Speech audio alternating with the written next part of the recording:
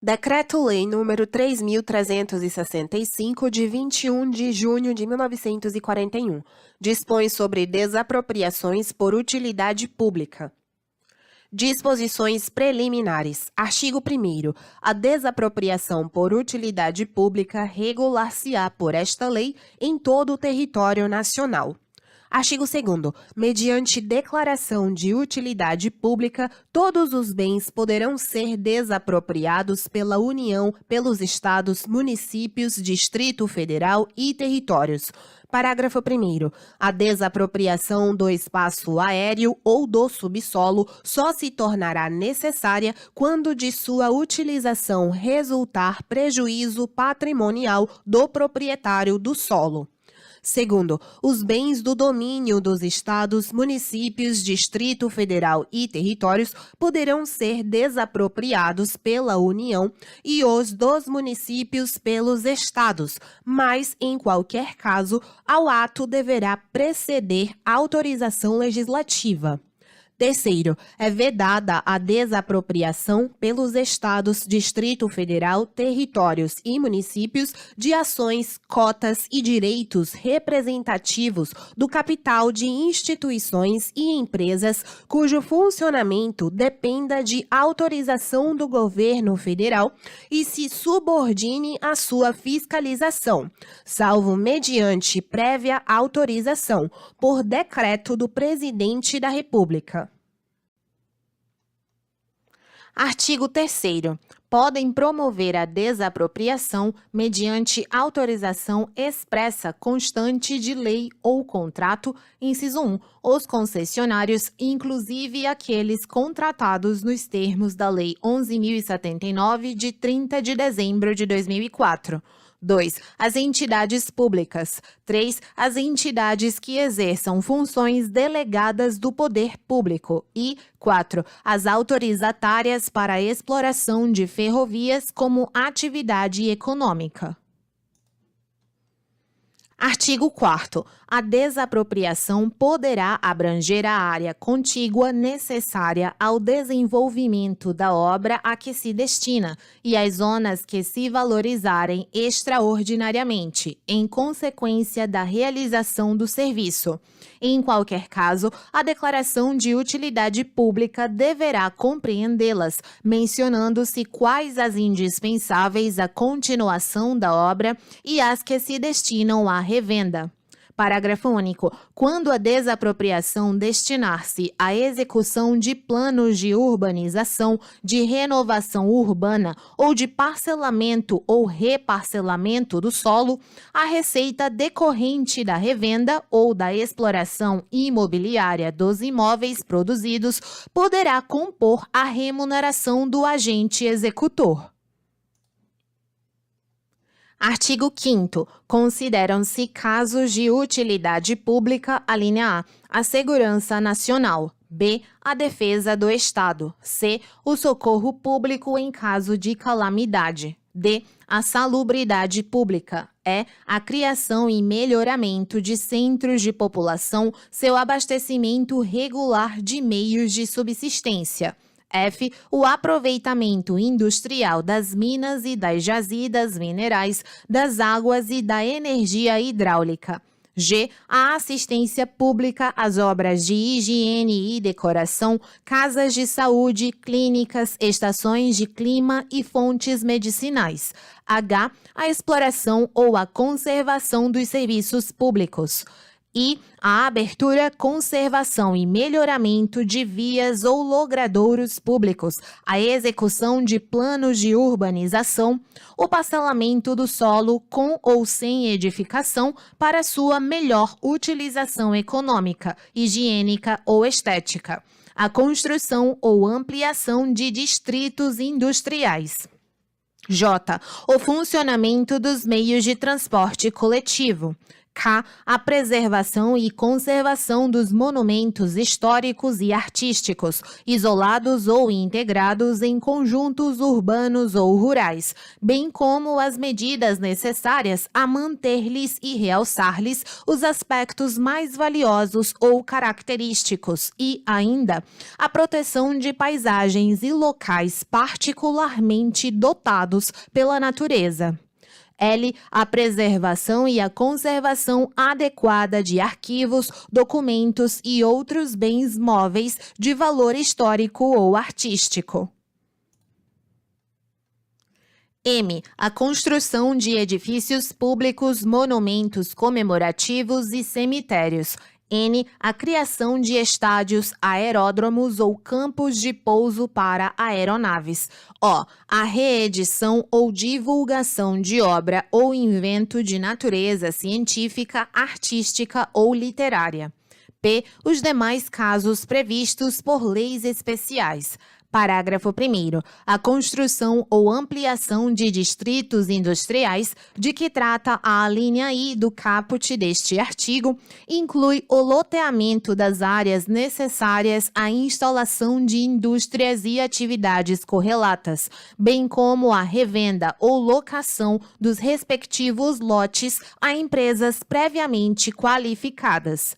Segundo, a efetivação da desapropriação para fins de criação ou ampliação de distritos industriais depende de aprovação prévia e expressa pelo poder público competente do respectivo projeto de implantação. Terceiro, ao imóvel desapropriado para a implantação de parcelamento popular, destinado às classes de menor renda, não se dará outra utilização nem haverá retrocessão.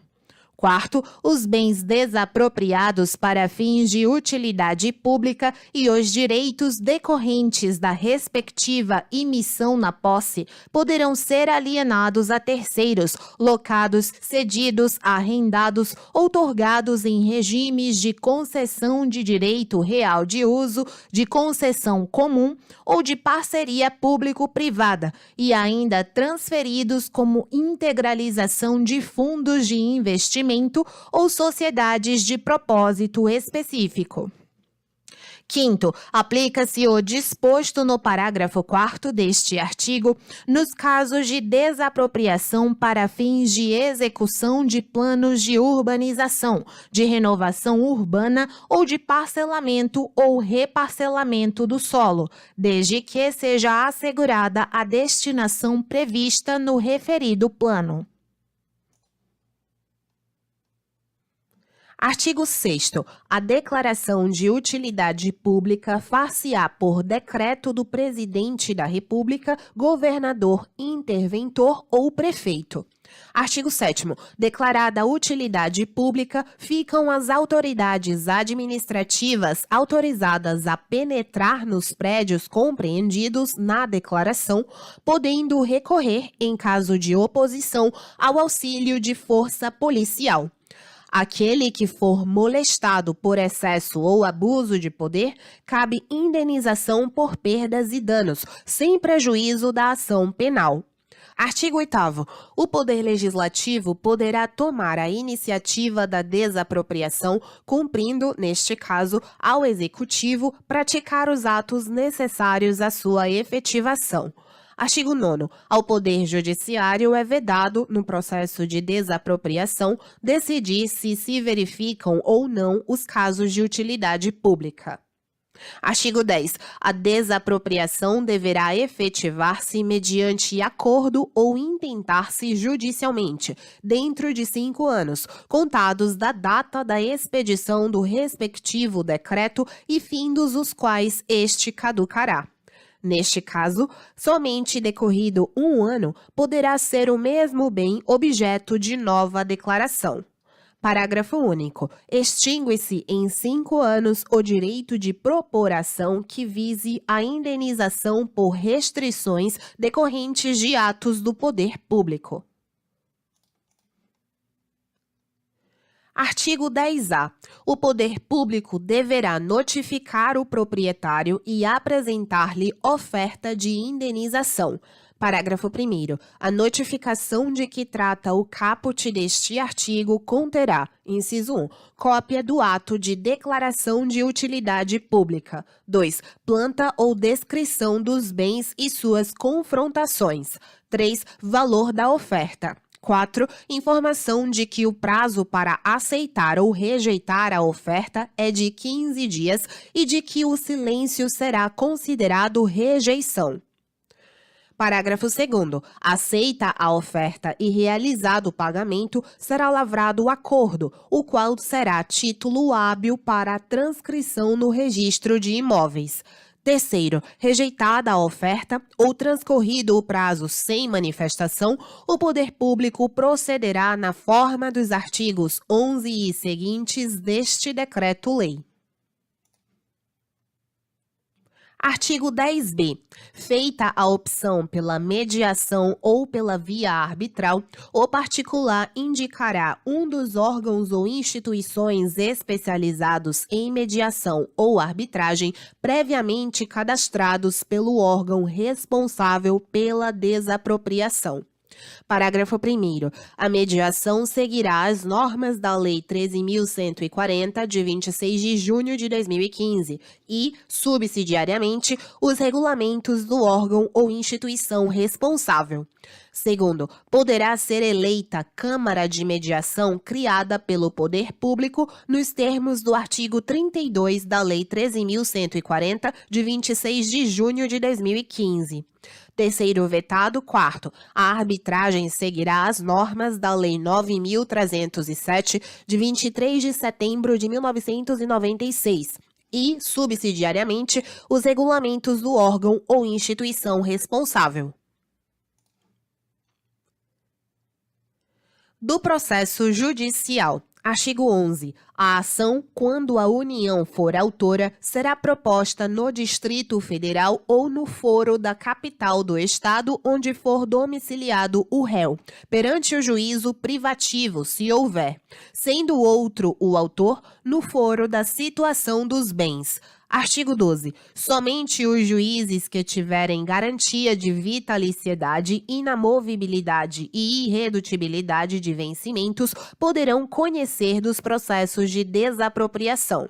Artigo 13. A petição inicial, além dos requisitos previstos no Código de Processo Civil, conterá a oferta do preço e será instruída com um exemplar do contrato ou do jornal oficial que houver publicado o decreto de desapropriação ou cópia autenticada dos mesmos e a planta ou descrição dos bens e suas confrontações. Parágrafo único. Sendo o valor da causa igual ou inferior a 2 contos de réis, dispensam-se os autos suplementares. Artigo 14. Ao despachar a inicial, o juiz designará um perito de sua livre escolha, sempre que possível, técnico, para proceder à avaliação dos bens. Parágrafo único. O autor e o réu poderão indicar assistente técnico do perito. Artigo 15. Se o expropriante alegar urgência e depositar quantia arbitrada de conformidade com o artigo 685 do Código de Processo Civil, o juiz mandará emiti-lo provisoriamente na posse dos bens. Parágrafo 1º. A emissão provisória poderá ser feita independentemente da citação do réu, mediante o depósito, alínea A, do preço oferecido, se este for superior a 20 vezes o valor locativo, caso o imóvel esteja sujeito ao imposto predial. B. Da quantia correspondente a 20 vezes o valor locativo, estando o imóvel sujeito ao imposto predial e sendo menor o preço oferecido.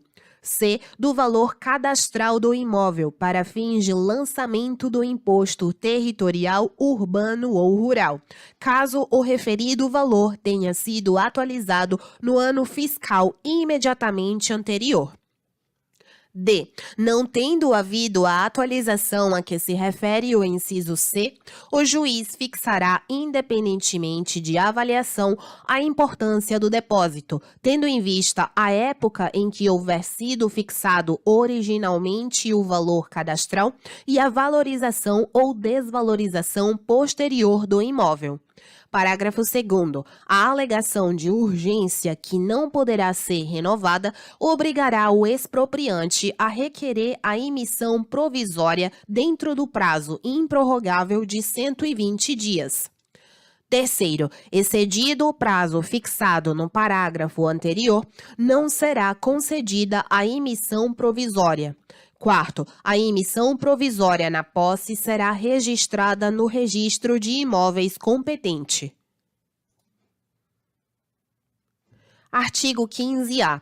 No caso de emissão prévia na posse, na desapropriação por necessidade ou utilidade pública e interesse social, inclusive para fins de reforma agrária, havendo divergência entre o preço ofertado em juízo e o valor do bem, fixado na sentença, expressos em termos reais, incidirão juros compensatórios de 6% ao ano sobre o valor da diferença eventualmente apurada, a contar da emissão na posse, vedado o cálculo de juros compostos. Parágrafo 1º. Os juros compensatórios destinam-se apenas a compensar a perda de renda comprovadamente sofrida pelo proprietário. Segundo, não serão devidos juros compensatórios quando o imóvel possuir graus de utilização da terra e de eficiência na exploração iguais a 0. Terceiro, o disposto no caput deste artigo aplica-se também às ações ordinárias de indenização por apossamento administrativo ou desapropriação indireta, bem assim às ações que visem a indenização por restrições decorrentes de atos do poder público, em especial aqueles destinados à proteção ambiental, incidindo os juros sobre o valor fixado na sentença. Artigo 15-B. Nas ações a que se refere o artigo 15-A, os juros moratórios destinam-se a recompor a perda decorrente do atraso no efetivo pagamento da indenização fixada na decisão final de mérito, e somente serão devidos à razão de até 6% ao ano a partir de 1º de janeiro do exercício seguinte àquele em que o pagamento deveria ser feito, nos termos do artigo 100 da Constituição. Artigo 16. A citação far-se-á por mandado na pessoa do proprietário dos bens. A do marido dispensa a da mulher. A de um sócio ou administrador, a dos demais, quando o bem pertencer à sociedade. A do administrador da coisa, no caso de condomínio, exceto o de edifício de apartamento, constituindo cada um propriedade autônoma. A dos demais condôminos e a do inventariante, e, se não houver, a do cônjuge, herdeiro ou legatário, detentor da herança, a dos demais interessados, quando o bem pertencer a espólio. Parágrafo único. Quando não encontrar o citando, mas ciente de que se encontra no território da jurisdição do juiz, o oficial portador do mandado marcará desde logo hora certa para a citação, ao fim de 48 horas, independentemente de nova diligência ou despacho. Artigo 17. Quando a ação não for proposta no foro do domicílio ou da residência do réu, a citação far-se-á por precatória, se o mesmo estiver em lugar certo, fora do território da jurisdição do juiz. Artigo 18. A citação far-se-á por edital se o citando não for conhecido ou estiver em lugar ignorado, incerto ou inacessível, ou ainda no estrangeiro, o que 2 oficiais do juízo certificarão.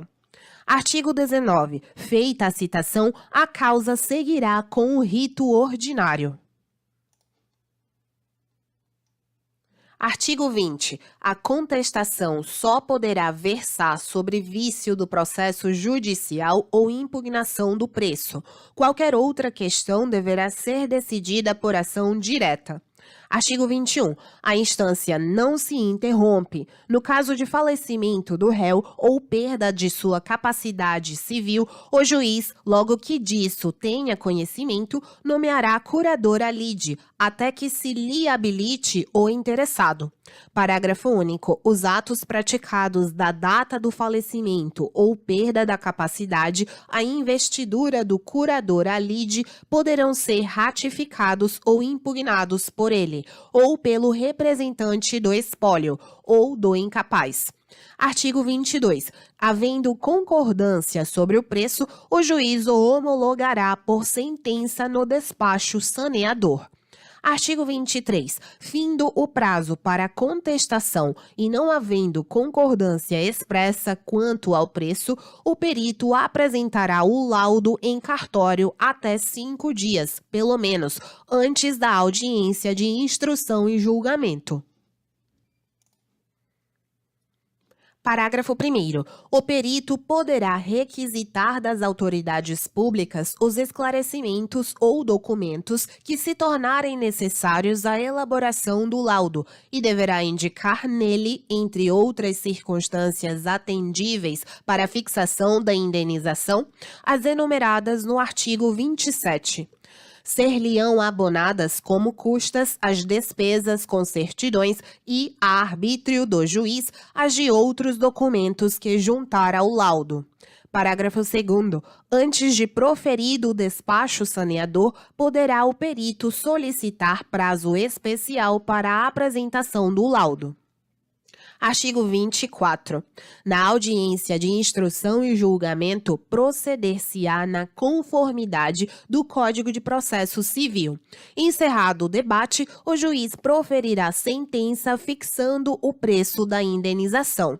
Parágrafo único. Se não se julgar habilitado a decidir, o juiz designará desde logo outra audiência que se realizará dentro de 10 dias a fim de publicar a sentença.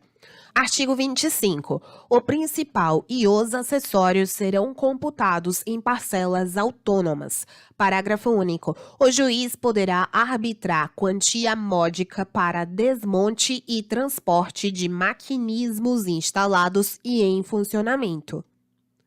Artigo 26. No valor da indenização, que será contemporâneo da avaliação, não se incluirão os direitos de terceiros contra o expropriado.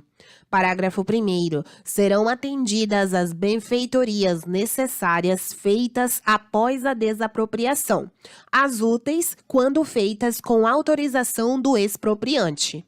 Segundo, decorrido prazo superior a 1 ano a partir da avaliação, o juiz ou tribunal, antes da decisão final, determinará a correção monetária do valor apurado, conforme índice que será fixado, trimestralmente, pela Secretaria de Planejamento da Presidência da República. Artigo 27. O juiz indicará na sentença os fatos que motivaram o seu convencimento e deverá atender especialmente à estimação dos bens para efeitos fiscais, ao preço de aquisição e interesse que deles aufere o proprietário, à sua situação, estado de conservação e segurança, ao valor venal dos da mesma espécie nos últimos 5 anos e à valorização ou depreciação diária remanescente, pertencente ao réu. Parágrafo 1º. A sentença que fixar o valor da indenização quando este for superior ao preço oferecido, condenará o desapropriante a pagar honorários do advogado, que serão fixados entre 0,5% e 5% do valor da diferença, observado o disposto no parágrafo 4º do artigo 20 do Código de Processo Civil. Segundo, a transmissão da propriedade decorrente de desapropriação amigável ou judicial não ficará sujeita ao imposto de lucro imobiliário. Terceiro, o disposto no parágrafo 1º deste artigo se aplica, inciso 1, ao procedimento contraditório especial de rito sumário para o processo de desapropriação de imóvel rural por interesse social para fins de reforma agrária. 2. As ações de indenização por apossamento administrativo ou desapropriação indireta. Quarto, o valor a que se refere o parágrafo 1º será atualizado a partir de maio de 2000, no dia 1º de janeiro de cada ano, com base na variação acumulada do Índice de Preços ao Consumidor Amplo, IPCA, do respectivo período. Artigo 28. Da sentença que fixar o preço da indenização, caberá apelação com efeito simplesmente devolutivo, quando interposta pelo expropriado, e com ambos os efeitos, quando o for pelo expropriante. Parágrafo 1º. A sentença que condenar a fazenda pública em quantia superior ao dobro da oferecida fica sujeita ao duplo grau de jurisdição. Segundo, nas causas de valor igual ou inferior a 2 contos de réis, observar-se-á o disposto no artigo 839 do Código de Processo Civil. Artigo 29. Efetuado o pagamento ou a consignação, expedir-se-á em favor do expropriante mandado de emissão de posse, valendo a sentença como título hábil para transcrição no registro de imóveis. Artigo 30. As custas serão pagas pelo autor se o réu aceitar o preço oferecido, em caso contrário, pelo vencido, ou em proporção, na forma da lei. Disposições finais. Artigo 31. Ficam subrogados no preço quaisquer ônus ou direitos que recaiam sobre o bem expropriado. Artigo 32. O pagamento do preço será prévio e em dinheiro. Parágrafo 1º. As dívidas fiscais serão deduzidas dos valores depositados quando inscritas e ajuizadas. Segundo, incluem-se na disposição prevista no parágrafo 1º as multas decorrentes de inadimplemento e de obrigações fiscais. Terceiro, a discussão acerca dos valores inscritos ou executados será realizada em ação própria. Artigo 33. O depósito do preço fixado por sentença à disposição do juiz da causa é considerado pagamento prévio da indenização. Parágrafo 1º. O depósito far-se-á no Banco do Brasil ou, onde este não tiver agência, em estabelecimento bancário acreditado, a critério do juiz. Segundo, o desapropriado, ainda que discorde do preço oferecido, do arbitrado ou do fixado pela sentença, poderá levantar até 80% do depósito feito para o fim previsto neste e no artigo 15, observado o processo estabelecido no artigo 34. Artigo 34. O levantamento do preço será deferido mediante prova de propriedade de quitação de dívidas fiscais que recaiam sobre o bem expropriado e publicação de editais, com o prazo de 10 dias para conhecimento de terceiros. Parágrafo único. Se o juiz verificar que há dúvida fundada sobre o domínio, o preço ficará em depósito, ressalvada aos interessados a ação própria para disputá-lo. Artigo 34-A.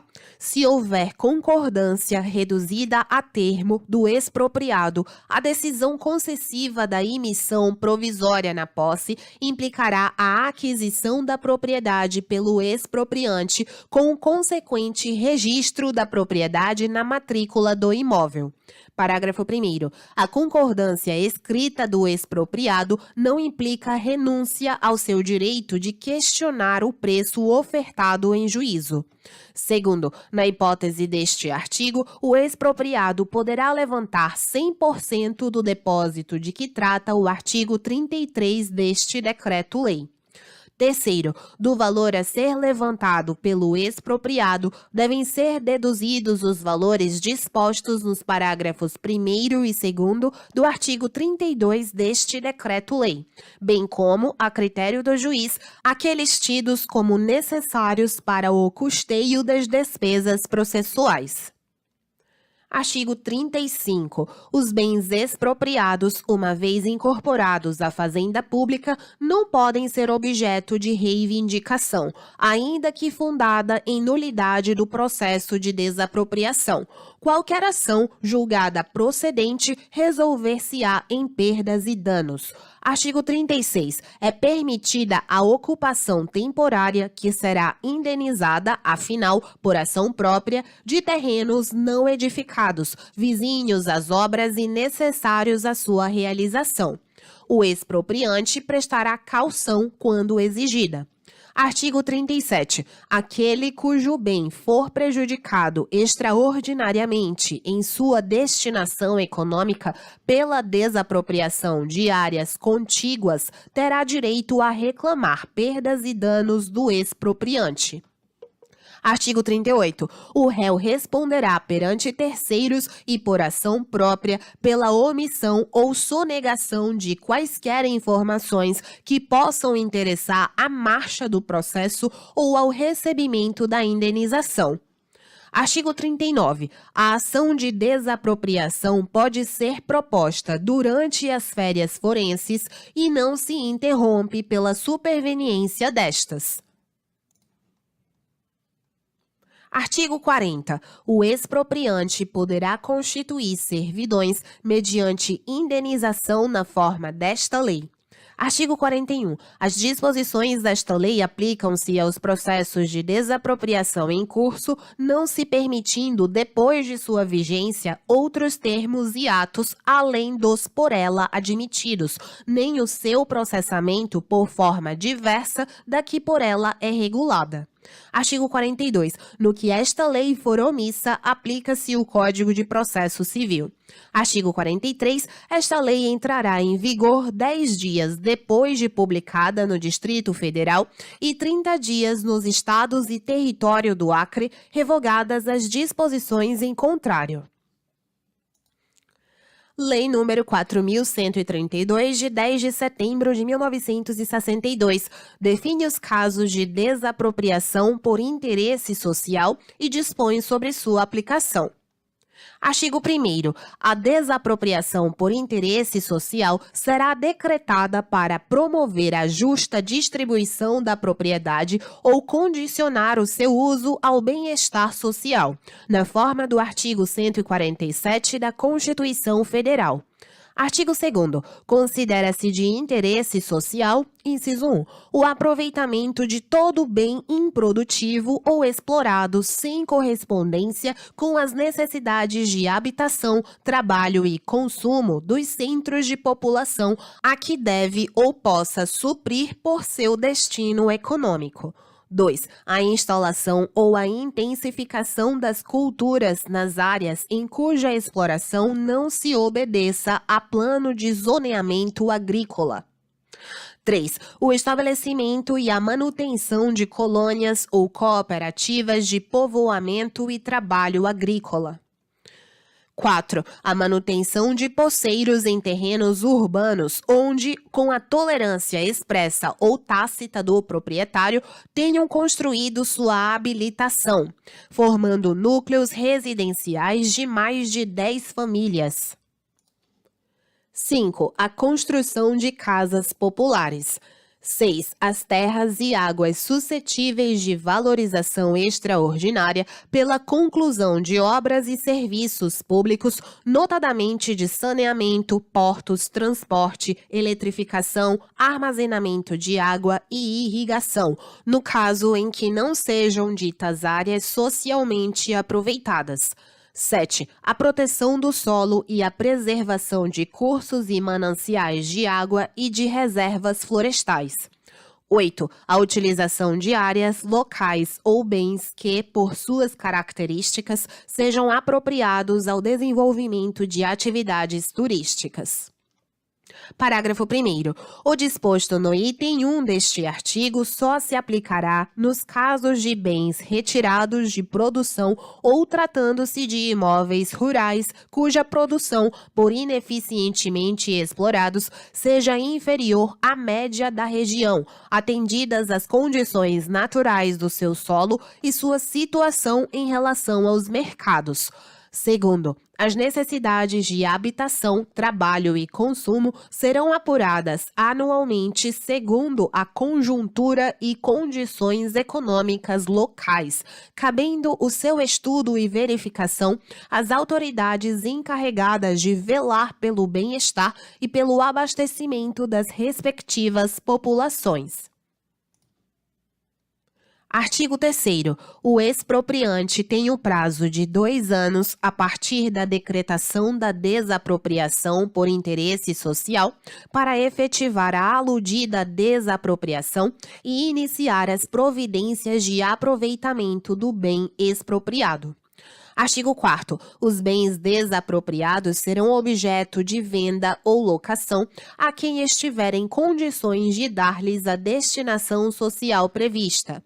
Artigo 5º. No que esta lei for omissa, aplicam-se as normas legais que regulam a desapropriação por unidade pública, inclusive no tocante ao processo e à justa indenização devida ao proprietário. Artigo 6º. Revogam-se as disposições em contrário. Obrigada pela companhia e até a próxima.